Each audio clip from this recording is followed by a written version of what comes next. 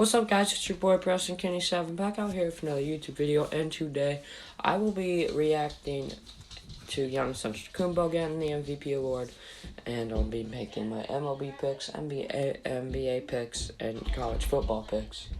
So Giannis Antetokounmpo won back-to-back MVPs, won it last year and won it this year. But LeBron said he was mad about it. Giannis says, don't call me an MVP or back-to-back MVPs until I win an NBA Finals.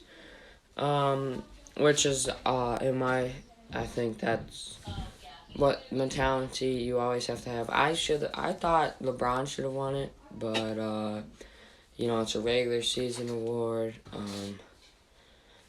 My belief on it is if it is a regular season award, you need to release it at the end of the regular season, like last year they did at the end of the whole season, at the end of the NBA Finals, I think. And this year they're doing it in the middle of the playoffs. I think it should still be a regular season award, but I also think, I wonder if there's a postseason MVP, which there should be, but I don't think the bubble games counted for it. I don't think they had those on it. LeBron James only got 16 votes out of 101. But, yeah, so that's all I'm going to talk about for that. And now let's talk about the NBA. Boston plays Miami today at 7:30 p.m. Central Time on ESPN. Miami's up 2-0. I think the Heat's like one of the most likable teams in the NBA. Just because of all their players. They have Duncan Robinson, who was a D3 player and went to D1 after that. Jimmy Butler, who who was homeless until he was 18, got kicked out of his house when he was 13, and one of the most underrated teams in the NBA. But now they're in the East Finals, up 2-0 against Boston. But I do think Boston will win this game, make it a 2-1 series. If they do lose this game, it's about over. It's best out of 7, and if Miami goes up 3-0, it's about over for Boston. And Miami has only lost one game, and that was against the Bucks. But yeah, I have Boston winning this game. Leading scorers for both teams is Jason Tatum for the Bucks with 23.4 points per game, and Jimmy Butler with 19.9 points per game. Rebound leaders is Evan Cantor for the Celtics with 7.4 rebounds per game, 4.6 defensive rebounds per game, and 2.8 offensive rebounds per game.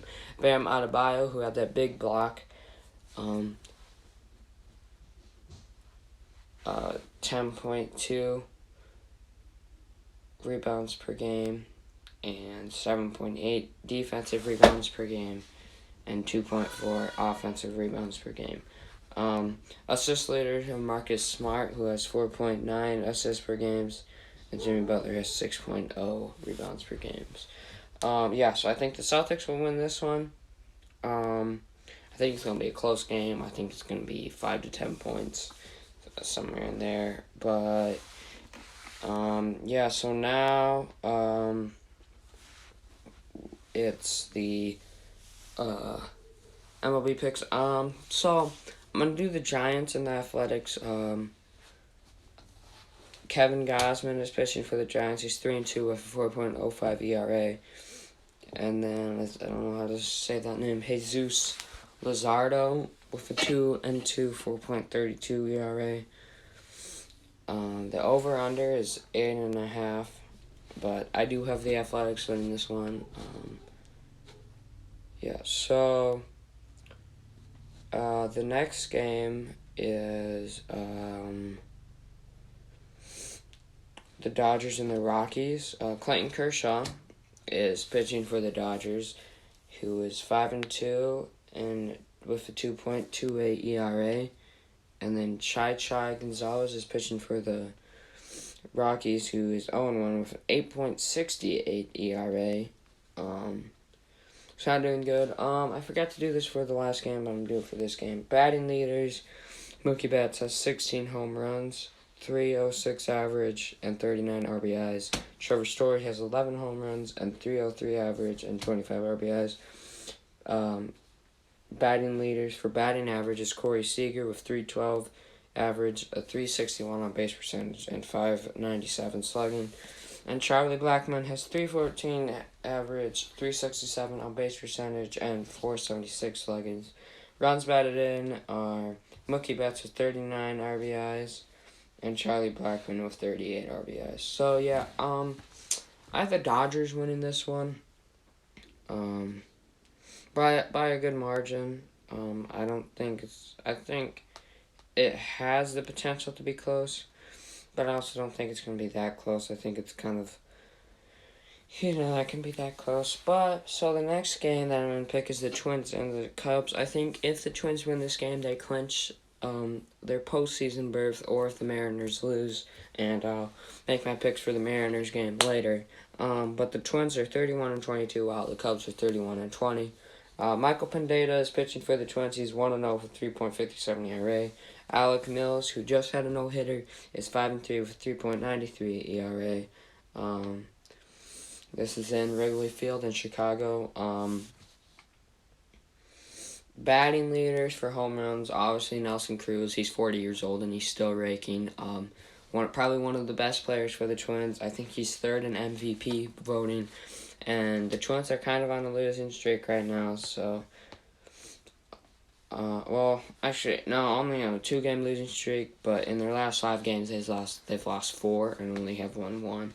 So they got to get back on track here in the last 9 games in the season. Nelson Cruz has hit 16 homers with a 314 average and 32 RBIs, while Ian Happ has 12 homers with a 275 average and 28 RBIs.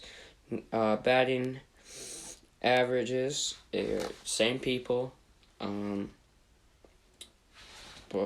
already said their averages. 403 on base percentage with a 623 slugging for Nelson Cruz, a 380 on base percentage with a 561 slugging for Ian Happ. And for runs batted in are Eddie Rosario and again Ian Happ, who is probably the best player for this Cubs team right now. Eddie Rosario has 33 RBIs, which is a good margin, beating Ian Happ by 5, because Ian Happ only has 28 RBIs. Eddie Rosario has 11 homers. Ian Happ has 12 homers. Eddie Rosario is hitting 247 on the year. And Ian Happ is hitting 275. We already know that. I already told you guys. But I do have the Twins winning this game. I think it's going to be a close game. Both good teams, both in different leagues. So the last game will be Padres and Mariners. Again, Mariners, as they lose, the Twins clinch their postseason berth. Mike Clevenger is pitching for the Padres. He's 2-1 with a 3 ERA. Justice Sheffield is pitching for the Mariners. He is 3-3 with 4.06 ERA. Padres are 33-19, while the Mariners are 22-19. Manny Machado is leading the Padres in homers with 16 homers, 318 average, and 45 RBIs. 45. Kyle Lewis has 10 homers, 287 average, and 27 RBIs. Again, both people leading in batting average. I already said their batting average. Manny Machado has 382 on base percentage and 621 slugging. Kyle Lewis has 385 on base percentage with 472 slugging. And Manny Machado is leading in runs batted in. And Kyle Seager is leading in runs batted in with 33 RBIs, 7 homers, and a 240 average. So I do have the Padres winning this one. Padres have Fernando Tatis Jr., who is also one of my favorite baseball players. But yeah, so now the last one that we will be doing is college football. There's one game that I'm going to pick, and it is the 17th rank versus the 18th rank. 17 as in Miami and 18 as in Louisville. 6:30 p.m. Central Time on ABC. But both good teams without the Big Ten, but the Big Ten is coming back soon. I think like October 23rd, October 24th, sometimes around there. It is coming back soon, but right now, they're in the top 25, in the top 20 actually. But I do have Louisville winning this one. I think it's gonna be a close game. It's good to see Miami back with big games in the top 25. Both them and Florida State haven't had a top 25 appearance. I don't think Florida State is still in the top 25. But it's good to see Miami back in the top 25. So, yeah, that's going to be it for this video. I hope you guys like. If you do, hit that like button, hit subscribe, and I'll see you guys all.